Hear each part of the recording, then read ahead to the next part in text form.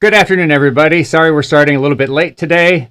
Another technical glitch just before we hit the broadcast button. So my name is Chuck Ridgway. I'm the Automation Technology Manager here at Horner. We're excited to have you joining us today for another Tuesday live stream. Today's program is all about the Cscape Report Editor, a feature that a lot of people don't really know about. It's been there for a long time. A lot of folks just aren't real familiar, but for those of you tuning in today or watching this on the replay, by the time we're done, you're definitely going to be familiar with it. So let me bring in my partner in crime, Mr. Casey Gardner. How are we doing today, Casey? Hey, not too bad. How's it going, Chuck? Doing great. And also in the background, Mrs. Marcy Tyree. How are we doing, Marcy? I'm good, Chuck. How are you? I'm doing well. Okay. One thing I wanted to mention with Casey, or I wanted to talk about with Casey, was I wanted to give the folks, or have him give the folks, an update on Cscape 9.9 Service Pack 4, because I know that's on the top of minds with a lot of customers, and a lot of people are patiently waiting, and so I thought we'd let Casey give us an update on that. Hey, so first I want to thank the Service Pack 4 beta users. They've been providing a lot of great feedback and help along the way. We've got basically the feedback and changes set in stone for the next version to come out. So some of those headline features, by the way, are the enhanced IC with features such as the advanced debugging simulation capability. It's also faster, has an expanded memory. And then another big feature is our registered attack conversion, which helps the process of getting some of our older registry-based programs to tag-based programs as well. Okay. And then, speaking of, so I guess I'll let out the best part. So we're aiming at early April for that release. Okay. I think we also have an echo on your end, Chuck. Yeah, I think I need to get the monitor fixed on that. My bad there. No worries. All right. Hang with us with our technical glitches. Absolutely. So, all right, let's just go ahead. Let's go ahead and get started. I'll try and have that that echo. Is the echo there when I'm talking, or is the echo there when you're talking? I think it's when I'm talking. Ah. All right. Well, we'll get that figured out here shortly. Let's go ahead and get started with our program. And thanks for that update, Casey. Again, apologize for the echo. All right, today, again, is all about the Cscape Report Editor. And again, a feature that not a lot of you folks are familiar with. But by the time we're done with this session, you will definitely be familiar with it. All right, let's go ahead and get started. Okay, so what is the Cscape Report Editor? Well, basically, it gives you the ability to create a custom production report or kind of a on-demand receipt. So those are all capabilities that if you use the report editor feature, it can make it quite a bit easier, especially if you're looking to print like batch receipts and that sort of thing. So we'll go through some real-world examples there. Okay, so again, this is a tool that really makes it easy to create those receipts, create those production reports, whether or not they're printed to an actual printer or whether they're generated to a memory card, because they don't have to be just printed, again, to a printer. You can print them electronically, and then those files can be retrieved from the OCS. They can be transmitted over email, retrieved over FTP. You can do it the manual way, just pulling the card, whatever the case may be. So if you're looking to kind of do production type reporting or batch type receipt printing, like you might get at the gas station, for instance, the receipt printer is the report editor is a feature that can really make things a lot easier.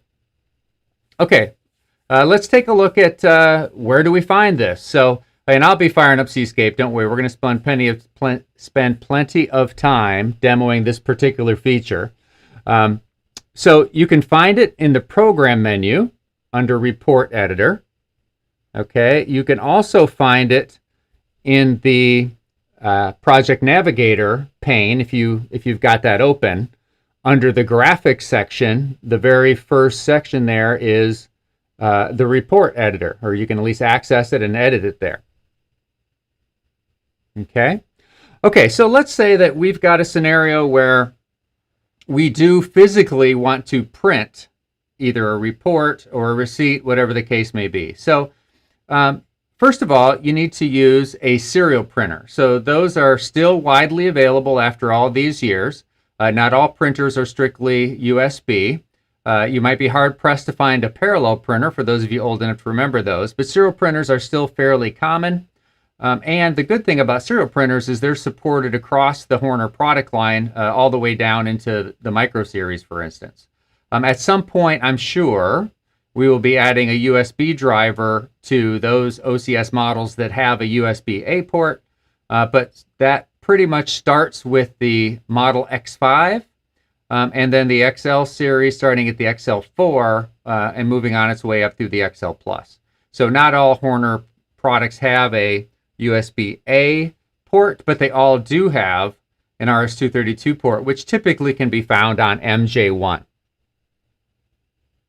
Okay, so we start out by making sure we, connect up the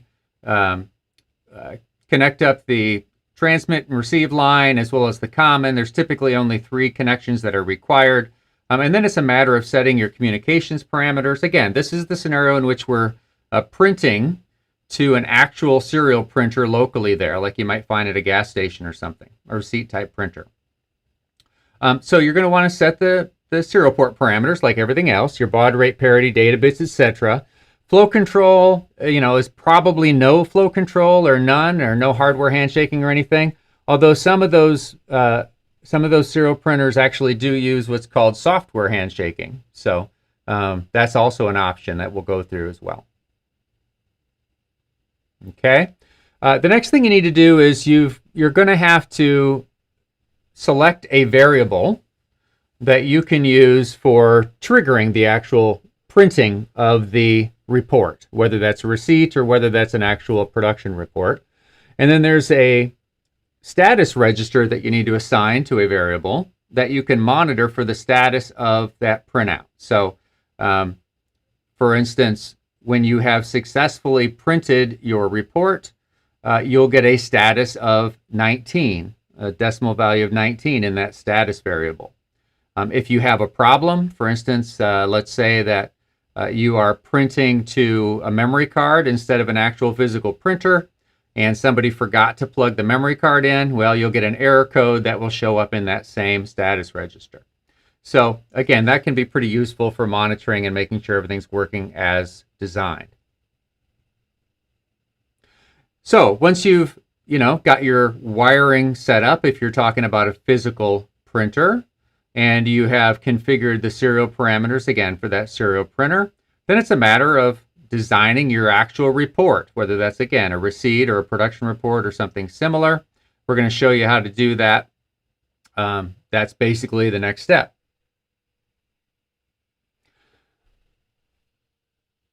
Okay, at this stage, I think I'm going to go ahead and fire up Cscape, and let me take you through a demo that I have done here.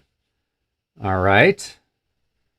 Okay, and let's go ahead and bring in, let's see if yeah, there we go. So what we have here is I've got an XL4. As many of you know, this is kind of my favorite OCS model.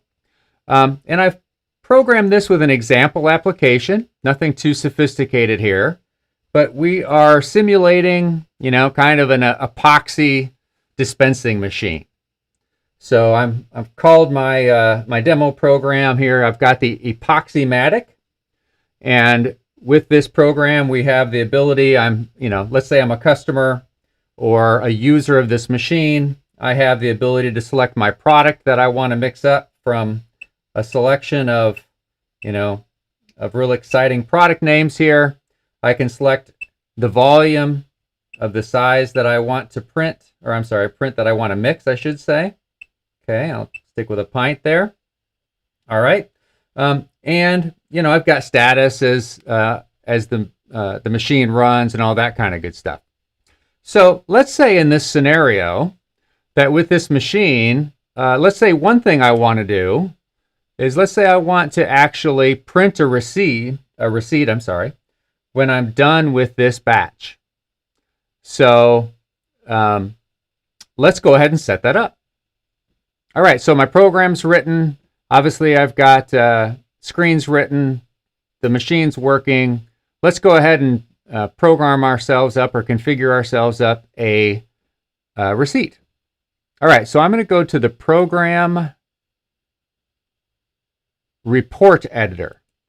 Okay, and I've actually created a receipt. I've created a couple of reports before, but I'm going to go ahead and create a new one so that I can show you how the process works from the beginning. So I'm going to hit the New Report button, which is the same thing you would press if you had no reports pre-configured. Okay, and where we start is we start with this bright green paper here. Now, for those of you who are not blind, which is probably most of you watching this, we may need sunglasses for this part of the demonstration because this paper is so bright. So some of you may have figured out already that what the designers of the report writer were doing at the time was they were actually kind of simulating the old school paper that this was based on. Okay, now we're going to have a little bit of fun today with this kind of, retro paper. So for those of you who can guess what this old school report paper was called, the first one with the correct answer will win a prize. And it's an actual real prize, so we're not just going to give you a firm handshake or anything. But there's a specific answer I'm looking for. All right, so not just, report paper or something like that.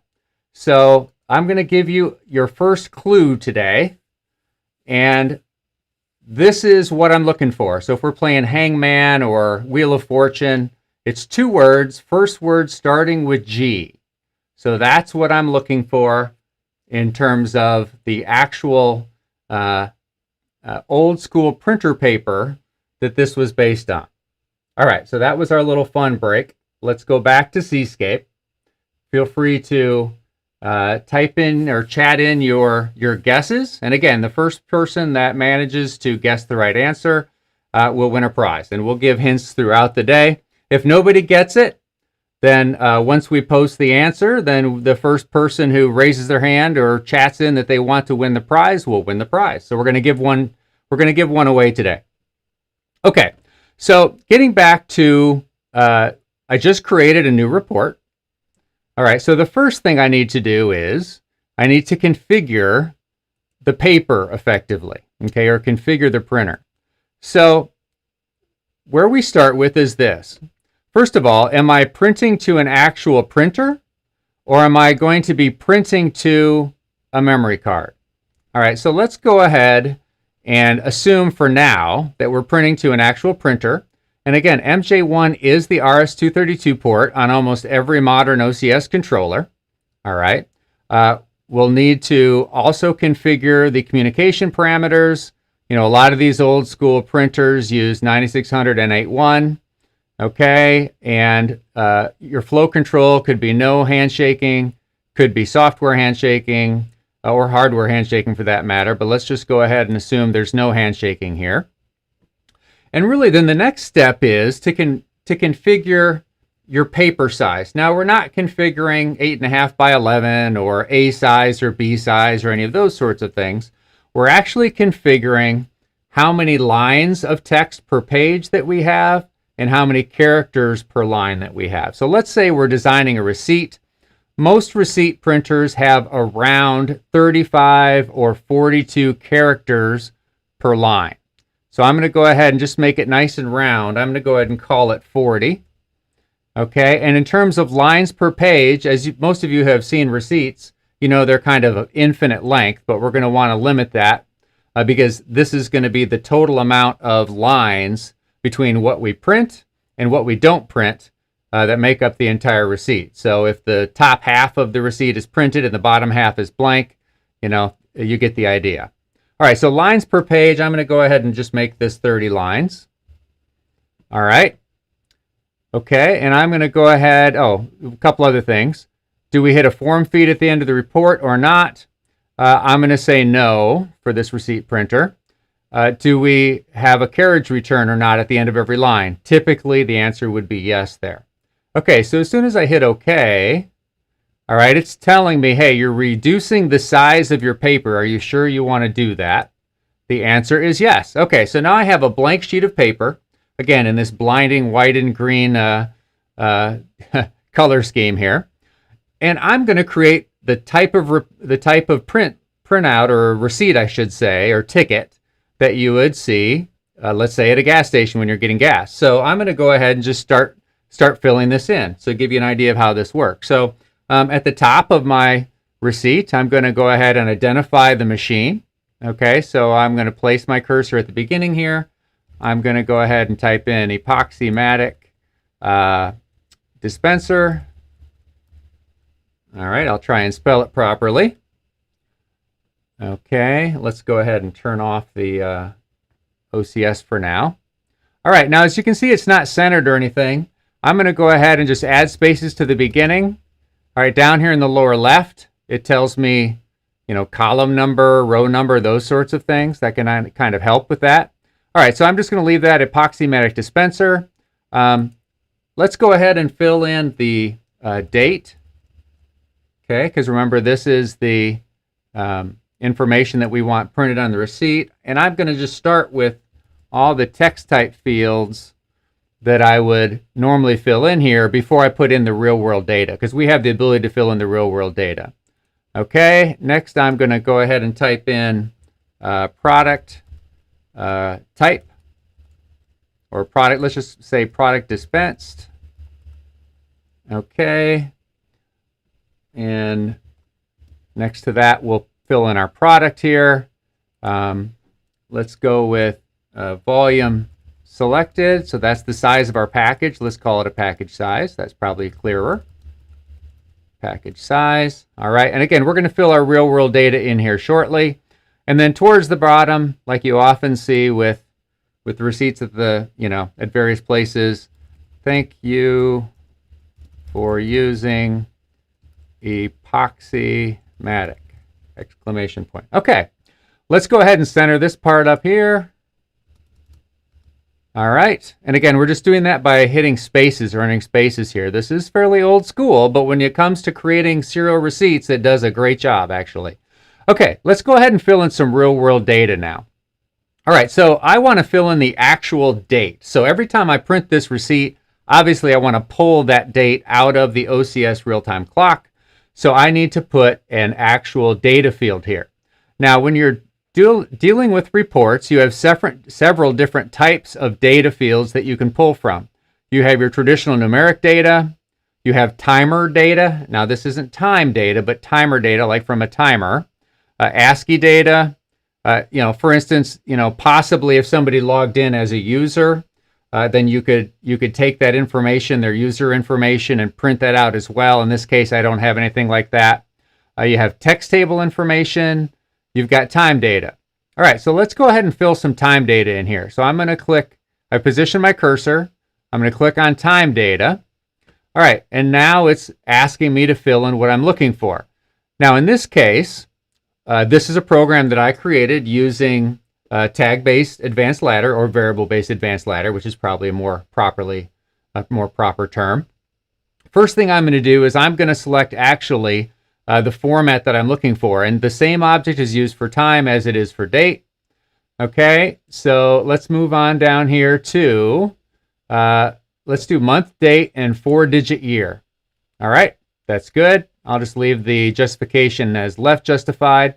Now, the way that you need to pull the time out of the OCS is from the real-time clock. Now, if I was using register-based ladder, for date, I would use the system register that is tied to date, which is, I believe it's SR47.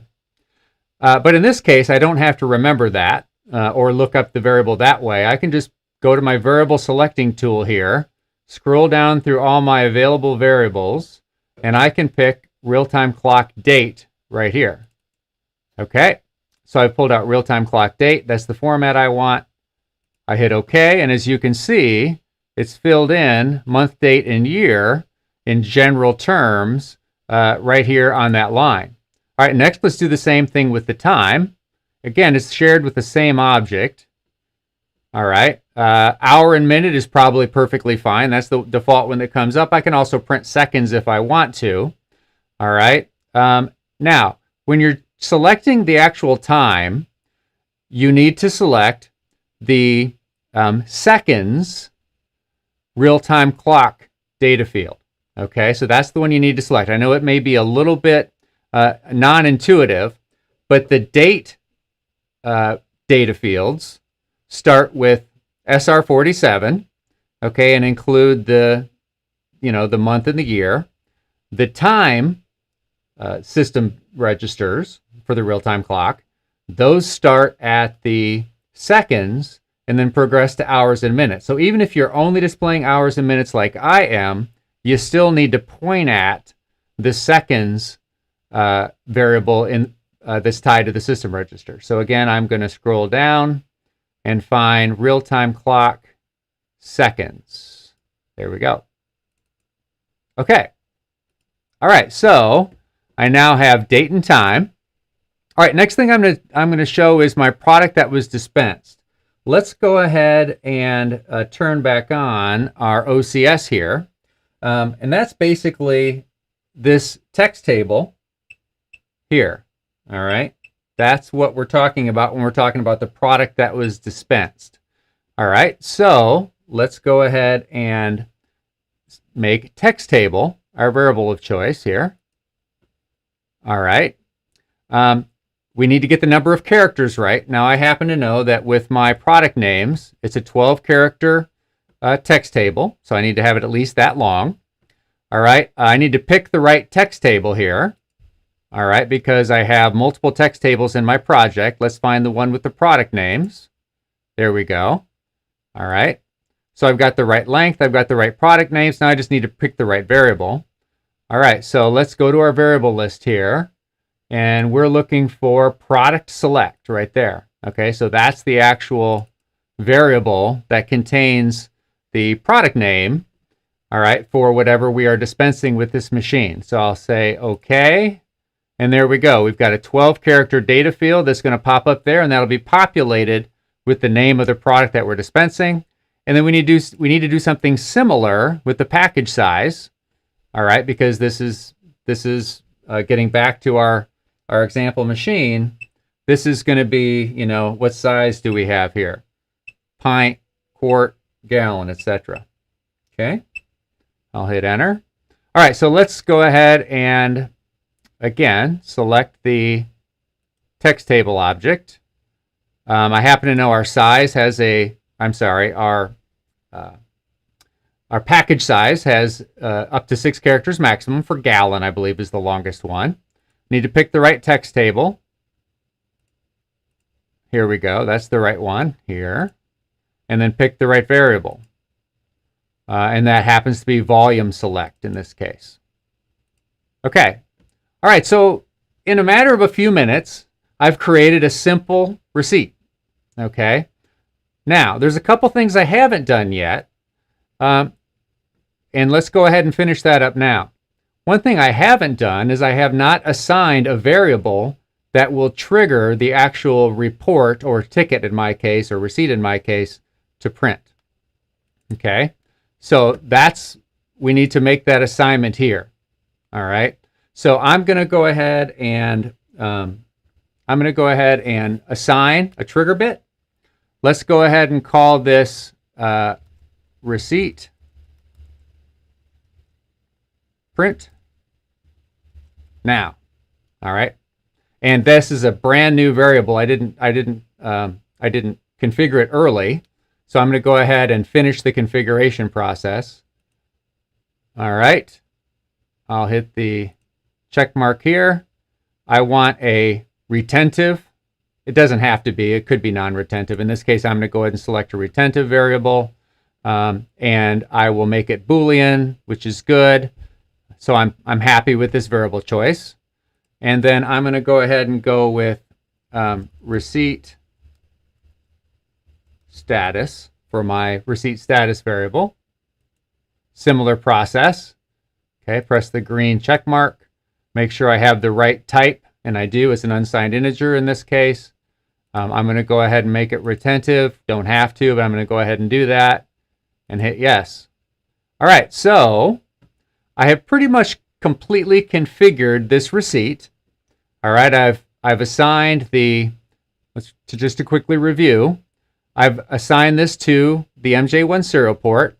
I've set the serial parameters. All right, I've set the number of lines per page and characters per line. Now, the fact that there's blank paper down here for this receipt is actually a good thing, right? Because that gives the room for empty space at the bottom of the receipt. All right, and I'm good to go there. So that's my printer configuration. And then again, I've also configured my my trigger bit, which is going to cause that receipt to print, and then status, which allows me to monitor what's happening. Okay, so the next step generally would be for me to create logic, which I would use then to actually print the ticket or the receipt. Now, we're going to do this like a cooking show. I'm going to kind of show you one of the other reports or one of the other tickets that I had previously configured. We're going to go ahead and print that, and then I'm going to show you the result. So let's go ahead and bring up our OCS again.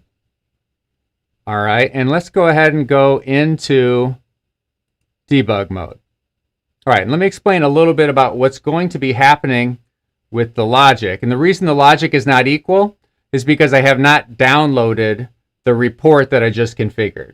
But because the actual report that I'm going to be running is one I had configured before, then that's not a big deal. So I'm going to go ahead and continue with the debug. All right, so what is happening here is we have some simple logic that basically says, and again, this is just an example of a kind of a fake machine, the kind of thing that us manufacturer application engineers do quite often. So what's happening here is the first thing this machine is going to do after the user has selected the product they want to dispense is it's going to dispense the ingredients, then it's going to mix, and then when it's done mixing, it's going to be done, right?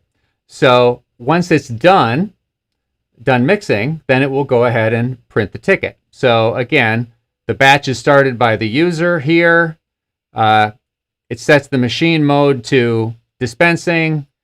That lasts for a certain amount of time. With a real machine, of course, you're going to be measuring the actual volume that you're dispensing. You're not just going to be running a timer, obviously.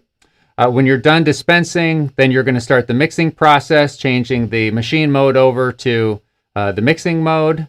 Again, that is one particular phase you'll probably will be timing. All right. And then when that's done, you're going to go ahead and print your receipt, print your ticket or your receipt. Now let's take a look at how this trigger bit, all right, is handled in the logic. So effectively what I'm doing here is when the machine is ready to print the ticket, I have created a one-shot. Okay, you can't see it. It's just off the screen here.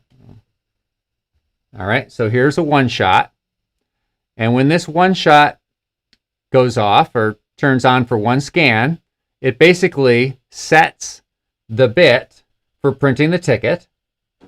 And then as soon as we get positive confirmation, and we get that with the status register for the ticket, as soon as we can see that that ticket has a value of 19, then we know we're done printing our ticket and we can turn off the print ticket bit. Okay, so we turn on the we turn on the bit one time with a set command. As soon as we've seen that we've successfully done the print, then we're going to reset the trigger bit. Okay, so that's how we're going to execute that. And then when we're done, we're going to go take a look at the ticket that we printed. Now, in my example, instead of printing to a serial printer, I'm actually printing to a memory card. All right.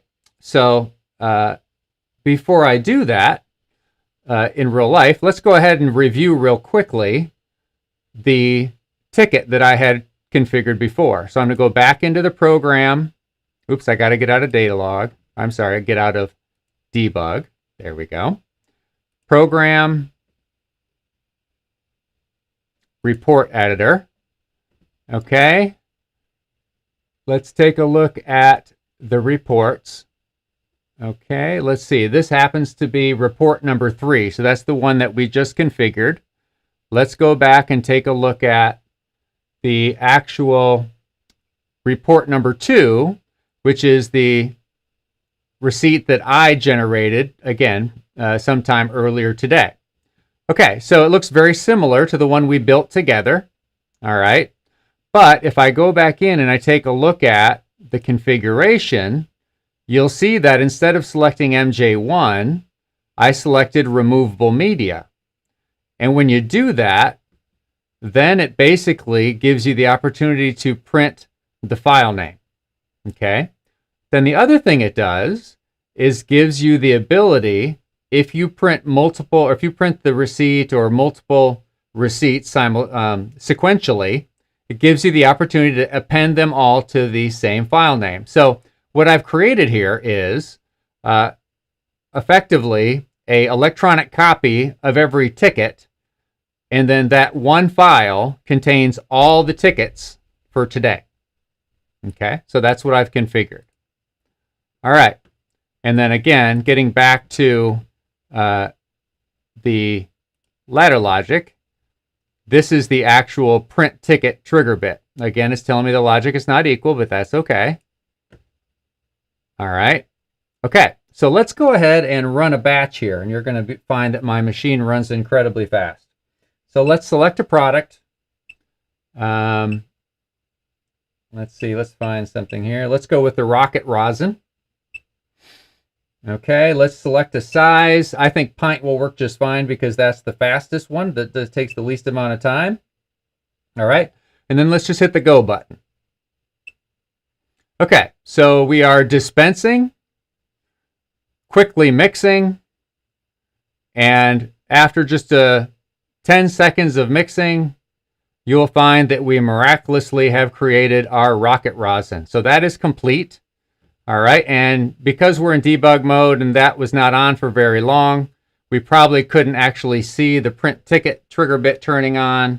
However, we can see, well, if we were paying attention, we would have seen that briefly the status was a 19, which at the finish of the print job.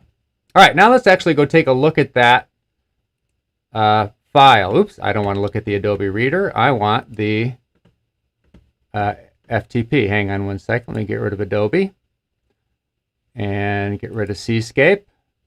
Okay, so this is my FTP program. All right, so I am communicating with this particular XL4 over FTP. That's only available on Ethernet, so I'm communicating over Ethernet, as you can see here. Okay. All right, so let's go ahead and this is a listing of all the files. Now, it probably would have been a good idea for me to clean this disk off before I started so that you'd have had a easier time finding the file that we're looking for. But let me hit refresh here. All right, and look what we have here. Ticket.txt. All right, that's the file that we just printed. That's our receipt. Let me drag this over here. Let me take ticket.txt, drag it to my desktop. Windows has told me that the transfer has completed. Good. And now let's go ahead and open this file. Look at that. Okay, so there's our receipt that we've created. Okay, so as you can see, it's 40 characters wide. All right, Epoxymatic machine, customer receipt, date and time was filled in with the product and the size and the thank you message at the bottom.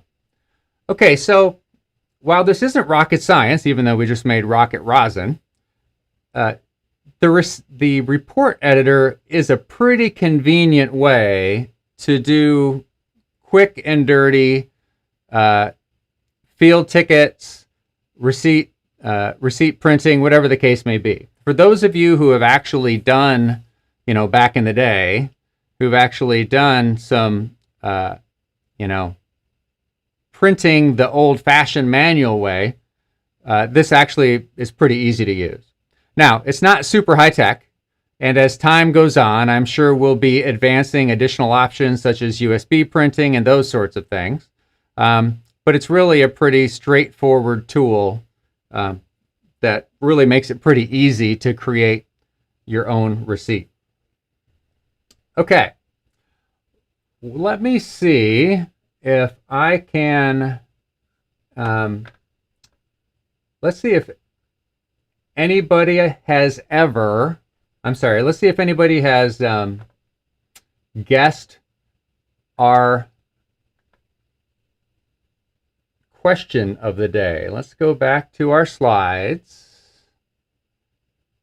All right, and let's see here. Let me bring in, let's bring in Casey cancellation button on this time and see if we still have Casey's echo. Casey, are you still there? Oh, I don't have Casey. Okay, my bad. All right, let's just continue on. I'm sure that Casey's going to let me know if one way or another, if anybody has guessed our actual prize. Oh my gosh, Colin, we have a winner here. And I'm going to see if I can bring Casey back in.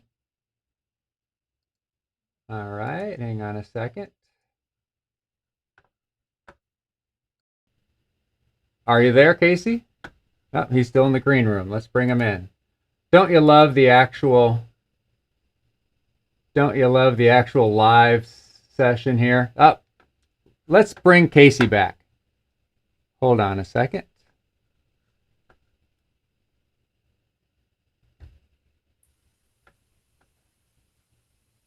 I don't have his sound for some reason.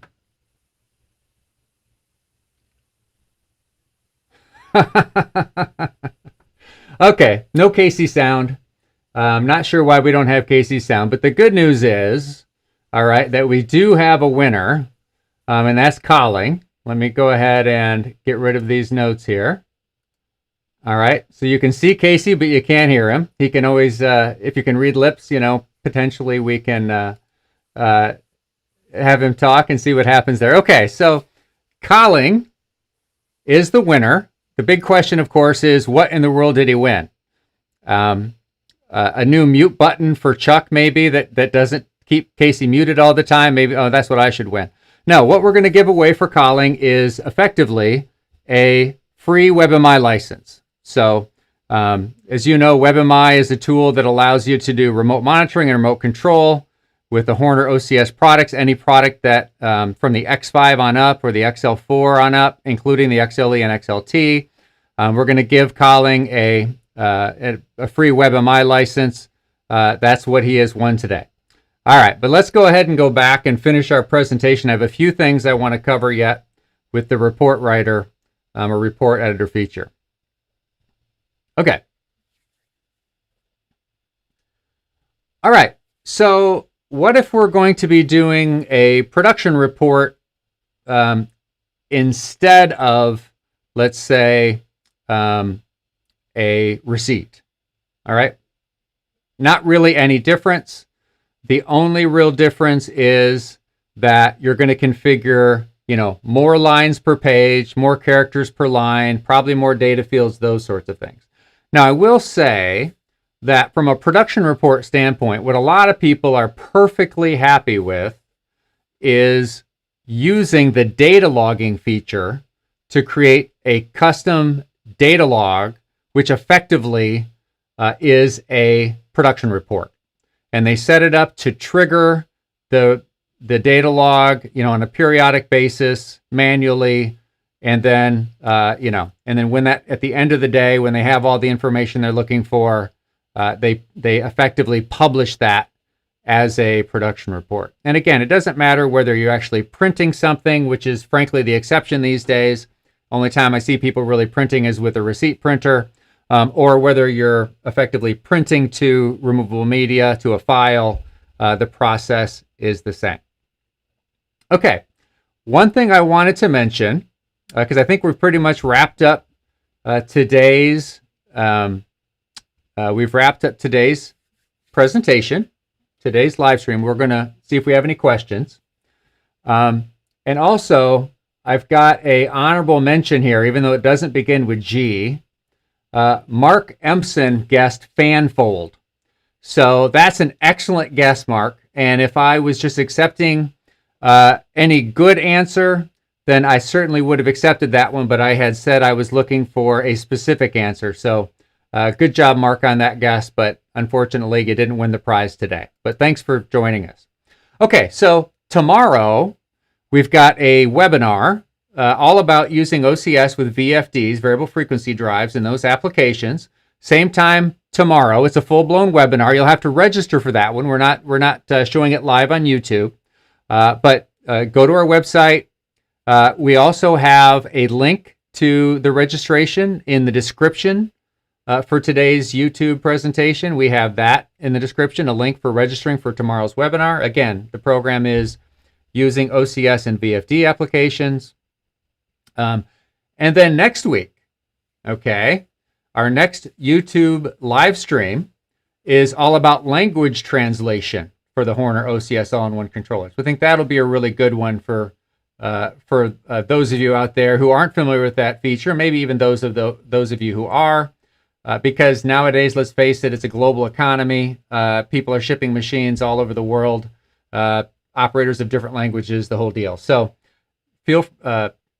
please join us for that one a week from today.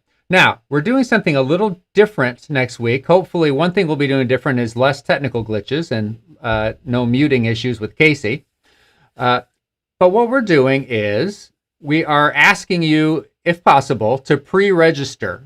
Okay, so in addition to a registration link in today's comment section for tomorrow's webinar, we also have a registration link for next week's YouTube live stream. Now, technically, you don't have to register for next week's live stream. You can tune in the same way you did today. However, it does help us out by letting us know, who attended. And it's, we're always very careful that we use your email address and your name and all that, very privately. But it does help us out, our marketing folks out a lot, for them to know, who attended. And again, there's a link included in today's comment section that will allow you to pre-register for next week's live stream. Okay, so the first step would be to pre-register, and the second step would then to be watching live on the Horner YouTube channel.